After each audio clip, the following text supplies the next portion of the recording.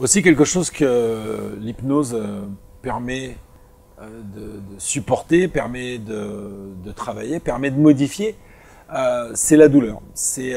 Avec l'hypnose, on peut contrôler la douleur. Parce que, en fait, c'est un phénomène assez complexe, c'est un phénomène sensoriel, c'est un phénomène affectif, c'est un phénomène émotionnel, c'est un phénomène cognitif et aussi comportemental. Comment quelqu'un qui fait un triathlon, qui va jusqu'à ses dernières limites, qui peut avoir des douleurs dans son corps et qui, en fait, plus il a de douleurs, plus il s'est dit qu'il a bien fait son sport, il a bien été au-delà de ses limites, et puis quelques heures ou quelques jours plus tard, il se coupe et là, ça va être horrible.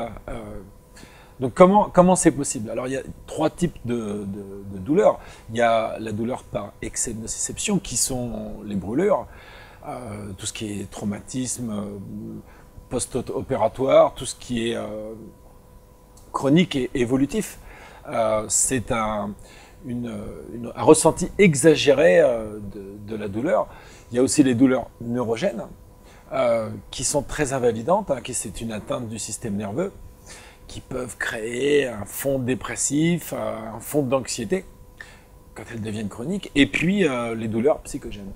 Les douleurs psychogènes, sans lésion apparente et pourtant qui sont invalidantes, comme par exemple la fibromyalgie, qui est une maladie très invalidante, où les gens sont obligés d'être couchés, sont extrêmement fatigués, ont des douleurs très spécifiques, et pourtant, on peut les scanner, on peut les radiographier, il n'y a rien. Alors notre travail sera déjà d'obtenir une évaluation et puis une description de la douleur. Une évaluation avec sur une échelle, ce qu'on appelle l'échelle EVA, l'échelle visuelle analogique, qui permet de normer l'intensité de la douleur. Et puis une description. Cette description, elle va nous permettre aussi d'entrer dans le rapport, d'avoir une description avec les mots de cette douleur. Est-ce que c'est comme un coup de couteau? Est-ce qu'elle est battante? Est-ce qu'elle est crissante? Est-ce qu'elle est en torsion? Est-ce qu'elle est brûlante? Est-ce qu'elle s'arrête? Est-ce que c'est des spasmes?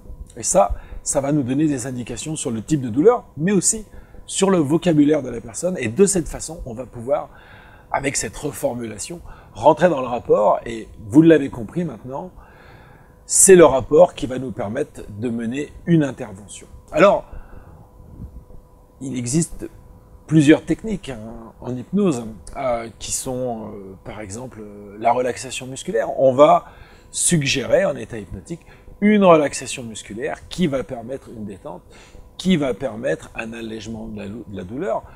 Il y a aussi l'anesthésie hypnotique directe où on va suggérer justement une disparition de la douleur localisée ou bien une disparition de l'origine de la douleur. L'anesthésie hypnotique indirecte, alors là c'est une particularité qui s'appelle le gant de Golan, c'est-à-dire qu'on va créer un gant à notre client, on va créer un gant avec des particularités, un gant anesthésique, un gant analgésique, que cette personne va pouvoir emmener chez elle et utiliser partout où elle a mal. C'est un travail que l'on fait avec des sous-modalités, avec la texture, avec la forme, la température, la couleur, peut-être même les odeurs et le goût d'un gant particulier, d'un gant anesthésique. On pourra aussi simplement suggérer le déplacement de la douleur. Que cette douleur qui se trouve là, ou qui se trouve là, ou qui se trouve à un genou, puisse aller dans un autre endroit qui soit moins embêtant, sur les cheveux par exemple.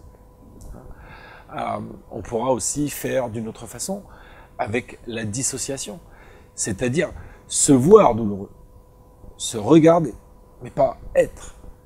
Et en ayant cette dissociation, on va pouvoir prendre de la distance avec cette douleur. On pourra aussi utiliser la distorsion du temps, c'est-à-dire faire des suggestions qui concernent le temps qui passe beaucoup plus vite lorsque cette personne est dans un état d'inconfort et que le temps se rallonge lorsqu'elle est dans un état de confort.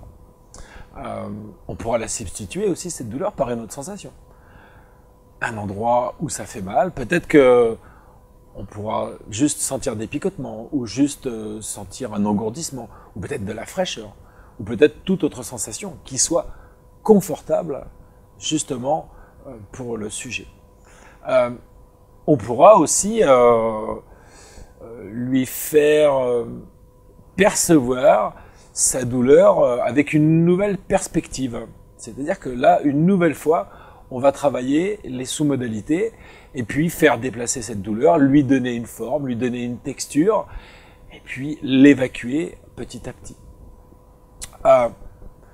Changement de signification, peut-être que cette douleur a un sens.